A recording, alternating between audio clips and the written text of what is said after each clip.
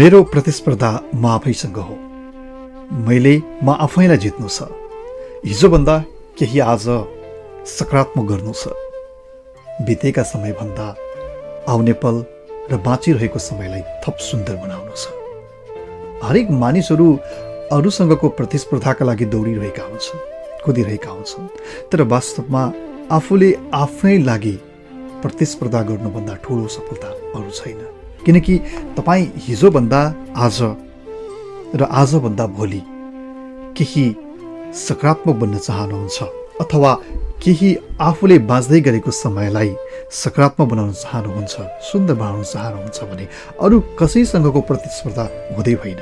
केवल तपाईँले हिजो बिताउनु भएको समय, तपाईँले हिजो गर्नुभएको मेहनत, तपाईँले हिजो आर्जन गर्नुभएको ज्ञान, यी सबैसँगको प्रतिस्पर्धा हो।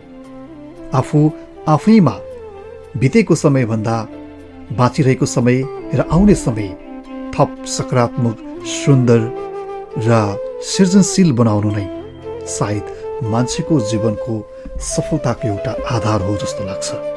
किनकि अरूसँगको प्रतिस्पर्धा त त्यो कहिले अन्त्य हुँदै हुँदैन र अरूसँगको प्रतिस्पर्धाले तपाईँलाई कहिले सक्षम बनाउँदैन। प्रतिस्पर्धा गर्नु छ भने आफैसँग गर्नुहोस्, आफै आफ्नो क्षमतालाई निखार्नतर्फ लाग्नुहोस् र आफैमा भएका कमी कमजोरीहरूलाई सच्याउँदै, आफैमा भएका त्रुटिहरूलाई सच्याउँदै, आफैमा भएका दुर्बलताहरूलाई सबलतातर्फ उन्मुख गर्दै अगाडि बढ्नुको अर्को कुनै विकल्प नै छैन। तपाईँको समय शुभ रहोस्।